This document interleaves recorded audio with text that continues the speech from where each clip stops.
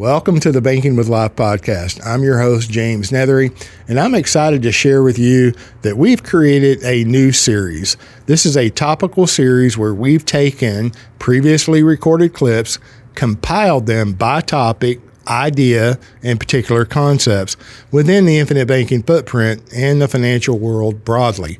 Topics will include loans, loan repayments, paid up additions riders, other riders, dividends, long-term thinking, what could go wrong, what does go wrong within the infinite banking footprint. And I hope you enjoy listening. And it was created for your edification. Thank you.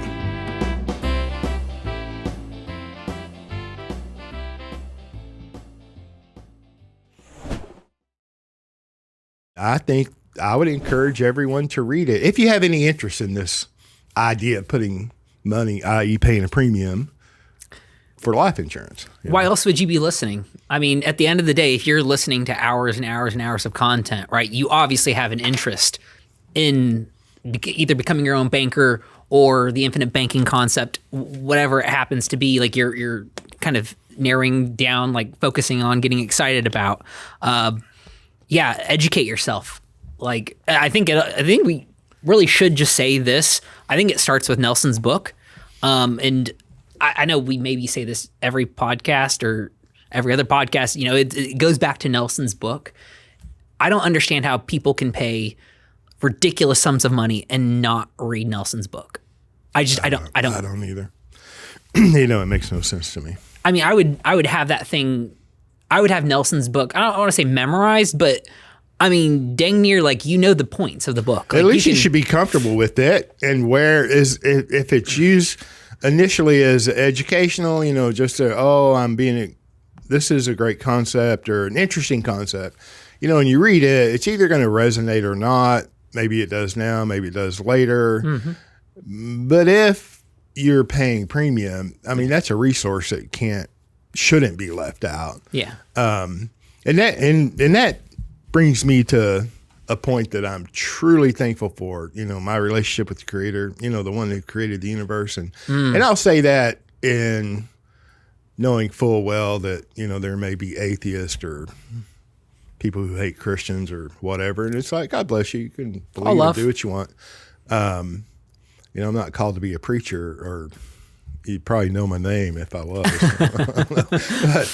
But the simplicity of Nelson's work, it is so simple.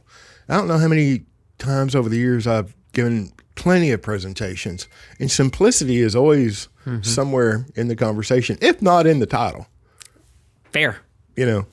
And to me, it's so simple. And then the more the advisor, the agent, the consumer wants to complicate it to, improve it or to, get cash sooner than a properly structured policy would provide, and the stability of a properly structured. When you start manipulating is the proper term in my humble opinion.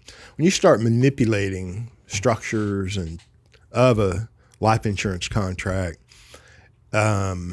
you don't have to do that to achieve what you want to achieve. Yeah. And if we're going to practice and control the banking function, if we're going to practice the infinite banking concept, and therefore be in a position and have the actual contractual ability to control the banking function, you must have capital. Yeah. That I say that, and it's like, well, James, why even saying this? Of course. No.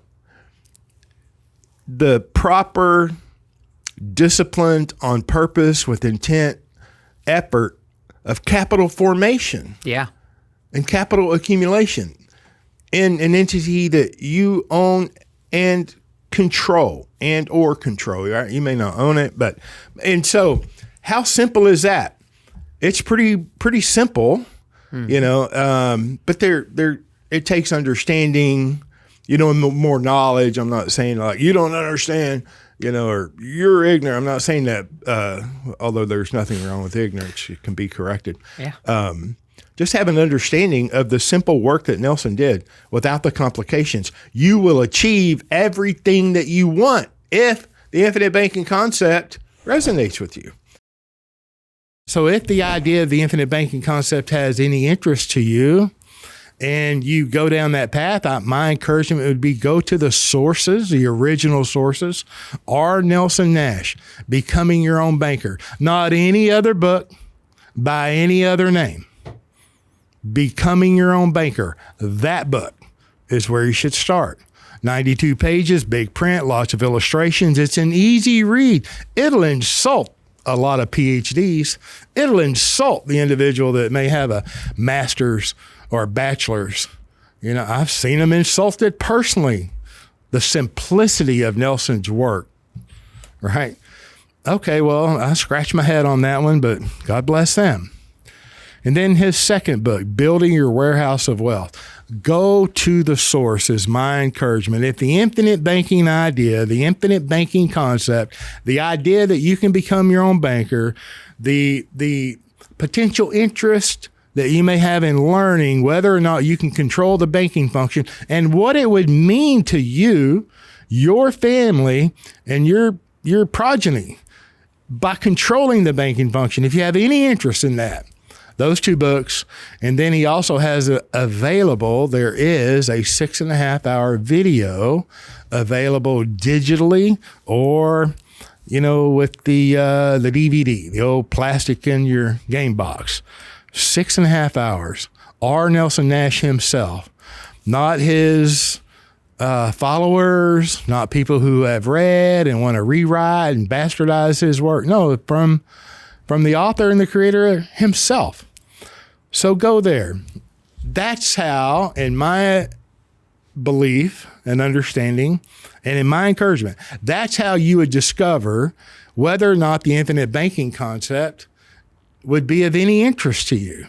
Maybe it's not. Perfect. No problem. You learned something, right? But if it is, well, then, you know, that's where it all begins, right? Once you discover it, how do you do that? It's not complicated. It's very easy, right? Find out who is practicing the infinite banking concept, who's done it, you know, who's doing it, who can show you not shortcuts, because there are no shortcuts. You know, do you know anyone who can show you the direct path on how to become your own banker with dividend paying life insurance here? 24 years after that book was printed, 44 years after Nelson discovered this idea of the infinite banking concept. And if you can't find anyone, by all means, reach out to me. Go to bankingwithlife.com. Go to our YouTube channel and just vet us. See if there's anything there that interests you or that resonates with you. And if so, reach out to us. That's what we do at James C. Neathery and Associates all day long. And I'm not trying to make a commercial out of this at all. Have a website, like I said, Banking with Life. There's a ton of resources there. The YouTube channel has over 500 videos. And I want to bring this up because it is so simple. You know, the complication is most of the time between our own ears. Other than that, it's with people, right? Get a room full of people, and that's the only problem. There's people in there. So what are you saying, James? Look, I love people. I just don't want to hang around them. What I'm saying is go to the source, right? Find somebody that you resonate with. Find somebody that you can talk to, right? And then reach out to them. And I'm just saying, if you can't find anyone, or the people that you do find, maybe you don't resonate with them. Okay, maybe you resonate with us. And we have open arms here, banking all day long at the James C. Neathery and Associates. Banking with Life is all we do, the infinite banking concept, all day, day in and day out. Now, I don't want to say that's the only thing I do, because it's not. I've been an investment advisor a long time. I've got a lot of clients, and I've had these clients for many years, and not all of them practice banking, right? That's all we focus on, is taking care of our existing clients and pushing forward the idea that you, whomever you are, you can become your own banker, and you can control the banking function at the you and the me level. And it is extremely simple. And if it gets too complicated, that may be a red flag. I'm just saying, because it is so simple. All right. So the banking function is going to be performed by someone, and they're going to be profitable, right? Yep, that's right. And you should control the banking function in your life as it relates to you. And you can retain that profitability, not only for you and your family currently, but your future generations. And most of the time when people get exposed to this idea, it's very common to hear almost 100% of the time, I didn't know you could do this. Is this legal? I wish I'd heard it 10 years ago or 20 years ago. It becomes very apparent that there is no product out there like it, and it enables you to do things you heretofore weren't thinking about. For instance, for us, all of our expenses for the watch business gradually being paid for with IBC. Properties, the costs of them, the repairs, refurbishment, taxes, mortgage pay downs, with the velocity method using IBC. We have uncovered medical expenses, not a problem now. And here's one that you'll love eventually, probably an RV, and go wear it out on the highways. Perfect. And I know your sentiment on the RV thing, but trust me, it will not be a brand new situation. Be something affordable. But the list is innumerable, and that's why it's called the infinite banking concept. And it is true that the ultimate goal, as Mr. Nelson said many times, is to funnel your pay right through totally, eventually. Yeah, that's a hard concept to make sense, and it's a worthy goal, and it's hard to get there. Mm-hmm.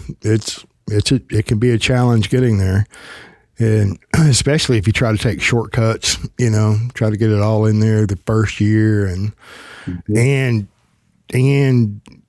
combining the loan repayments, cash flows of that, and the capitalization, the premium. It's a challenge, or can be a challenge, but it can be done. Nelson said it took him 14 years to get rid of the snakes and dragons. 14 years, and I don't know that. Of course, I don't know what his ultimate income was, or nor do I know his ultimate premium. I don't know how close he got to that, but if he didn't achieve it, he never got off the path of that direction. Yeah, and I got it. There's a lot there. A.O. Williams, I know we have spoken about that before, because before 1991. So maybe in the late 80s somewhere, I was exposed to A.O. Williams, mm-hmm. right? And then I was all in. I thought that was the greatest thing ever. And, and from 1991 for many years, several years, I went to work with a Fortune 500 company that their motto was buy term and invest the difference, right? And I was told, but I can't document it, but I was told that A.O. Williams was a regional vice president for them. I don't know that to be true or not, but it makes sense. Their whole philosophy was the Fortune 500 company that I went to work for, right? Their whole philosophy was term and invest the difference. And back then in the late 80s, the invest the difference was mutual funds. That's where, and of course, this Fortune 500 company owned a family of mutual funds. And actually the front end load on those bad boys was 8.5%. Front end load. Can you imagine that? Right. And then I remember back in the day explaining the challenge of explaining to people what a mutual fund was. You know, and now everybody owns them today. All their qualified plans are all in mutual funds, you know. Right. But I believe that buy term and invest a difference a very long time. Well, you know, it beats doing nothing. But there's just better ways to invest. And don't get me wrong, I'm not disparaging anyone that is heavily invested in qualified plans, right? Business with banks. All of that beats doing nothing. But can you imagine the billions, probably trillions of dollars out there in banks' savings account that folks have? It's dead money. It's not moving. Money's like a machine or your body. If you don't keep moving it, you're going to atrophy, and it's just a dead end. So, the buy term and invest, that's what I did. And I didn't know anything different. It's that if you follow the government approved plans, you'll wind up in a pretty good situation. And here again, I'm not begrudging folks that do that, but you know, if you wind up with an IRA that's worth $1 million and your money guy saying don't take more than 4 or 5% out, that's not a lot of money per year. Then you've got to split that 12 ways, 12 months, and pay taxes on it. And at nighttime, you better pray that the market stays healthy. Yeah, Uncle Guido's first in that line. You're paying taxes first before you split it 12 ways, right? I hear you.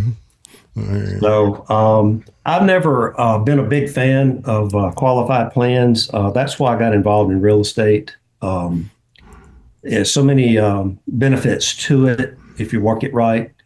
To me, that's my safety net, and very happy to have gotten involved with it. And that was back in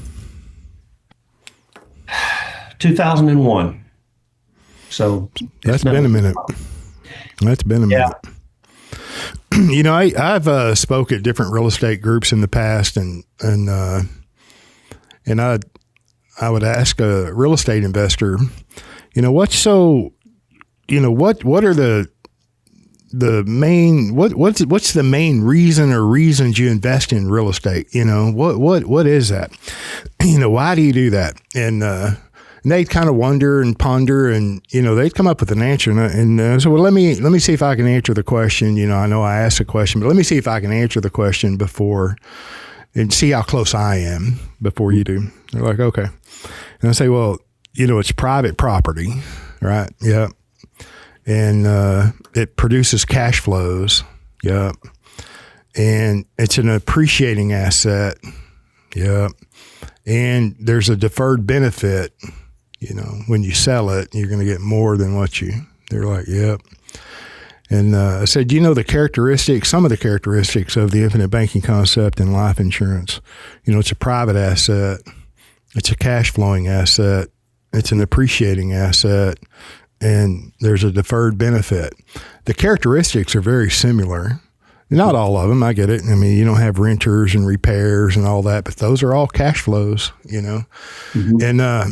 And most of them would generally agree with me, because that's the way I say. I love real estate myself. I like real estate. If I wasn't showing up here every day, enjoying the clients and the new people that we get to speak with, I promise you, I would have probably more real estate, and I would be off in the RV or overseas traveling. Yeah. Eating haggis. Hey, yes, sir. I'm like, all day long. You can have mine. Okay. And hanging out in Scotland, there's plenty of fried fish too, right? Fish and chips. Yes, sir. So you've been in real estate since about 2001. That's, that's a minute. When and you discovered the infinite banking concept? When was that about?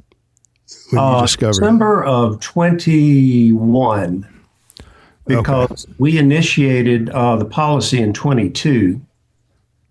Yeah, because the 3rd-year anniversary is coming up.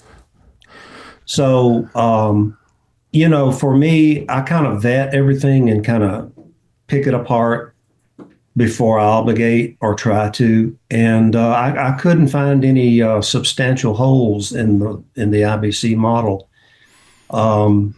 It just is almost too good to be true, and you question it because you can't believe it has all these benefits. But it's not easy. Like I said, you've got to implement it with your best ability financially. You've got to have income to do this, but you start where you're at, like you said thousands of times, and get it going and start as soon as you can. I love to talk IBC with a lot of young folks, 20s, 30s, early 40s, and they've got a strong advantage if they'll implement it. But I never ask them to start it or a policy without understanding the basics. And it's always Nelson's book. After reading some books, Amazon recommended me Nelson's book. And the cover, it's this black book that's like a workbook style size. So it's not like a regular paperback. And it's less than 100 pages. And the title has a big bank vault on the front with a combination, and it says Becoming Your Own Banker. And I thought, wow, Amazon's algorithm's amazing. They're onto something. And I read a little bit of the preview, and I got the book, read the book, and I was in disbelief the whole time. At the beginning of the book, Nelson lays down the principles that let the whole thing work. And so through narrative, it really hooked me in. But my thinking, James, in the beginning was just totally wrong. I just could not think right about this. And James, he gives me a hard time because I'm such a slow learner and slow reader. I think I've read Nelson's book, 15 plus times, probably approaching over 20 times now. And I've been practicing IBC for over 5 years now. What was the challenge? What was, reading the book, you're intrigued by the title, you get drawn in, and, the way Nelson wrote was pretty powerful. Yet very simple, very straightforward, anecdotal, pedagogical, whatever that term is, a teaching tool, by example. Where was the struggle? The first thing I didn't realize, I think some of the things for me in the first readings of the book was coming to the realization that I had abdicated my responsibility for my finances.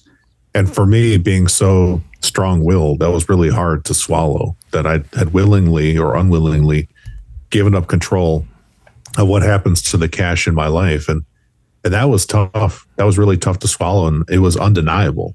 And in the reading, when Nelson drew the picture of where he's describing what money is, like the supply of money in the world is, pretty much like the ocean.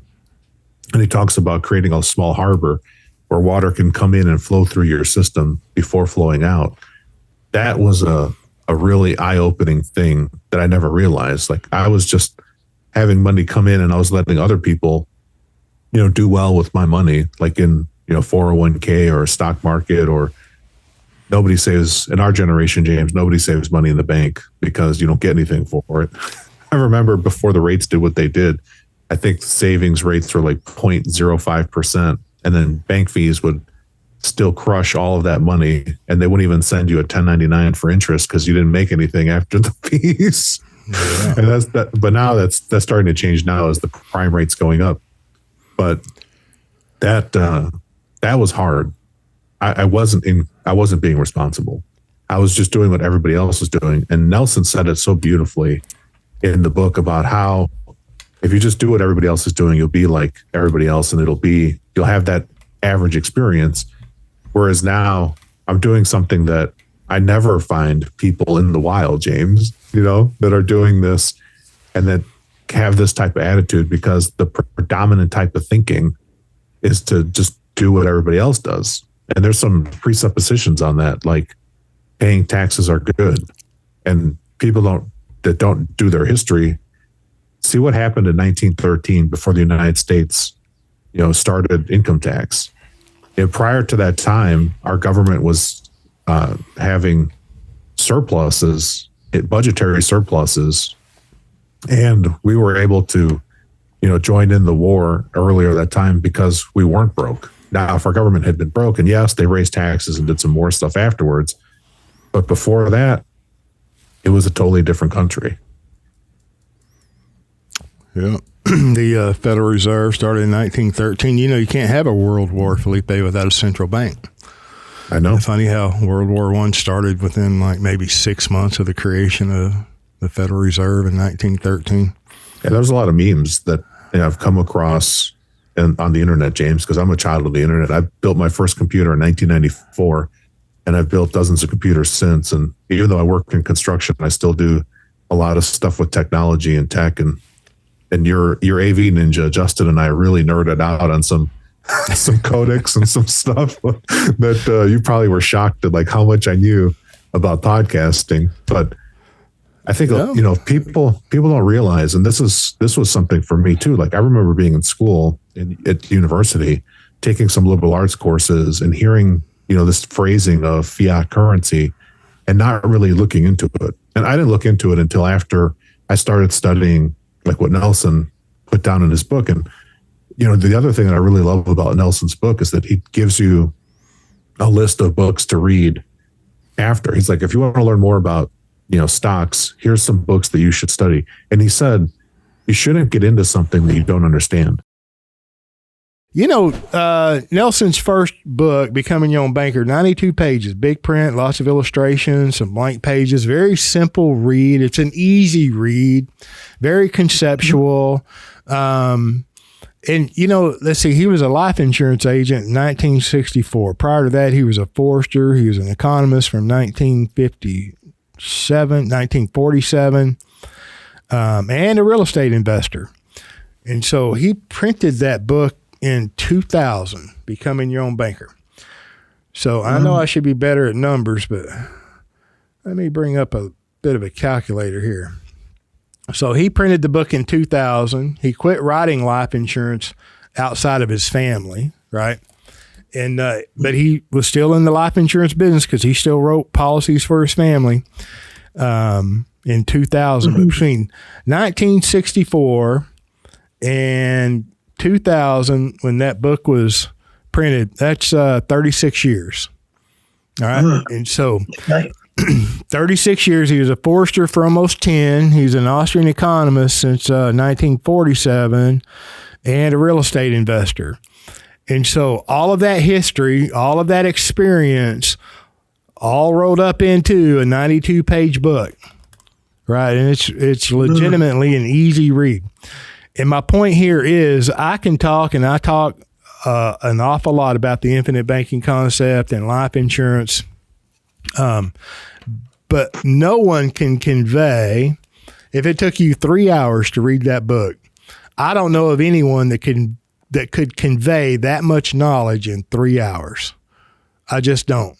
And Nelson used to do 10-hour seminars, and it was in essence going through his book. And so 3 hours, 4 or 5 hours, if you're a slow reader, spread it out over a couple of weeks to read this 92-page book.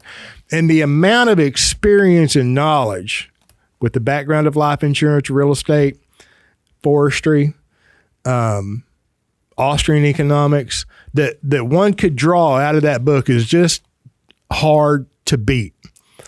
And my point there is that I believe one should just make the time to read the book. Pass up all the YouTube videos and all of these social media threads and all these people talking about something they don't know anything about or they know very little about. Nelson used to say you take a little bit of information and you can absolutely come to ridiculous conclusions. And so to avoid that, just go straight to the source and purchase a book. You can get it on Audible and spend 3.5, 4 hours reading it and absorb some of that experience that he had. And then, like you said, I love the definition of study. I think I'm gonna put that in the notes of this podcast. Spend some time chewing on that. Oh, yes. It could change your life. It could change your life.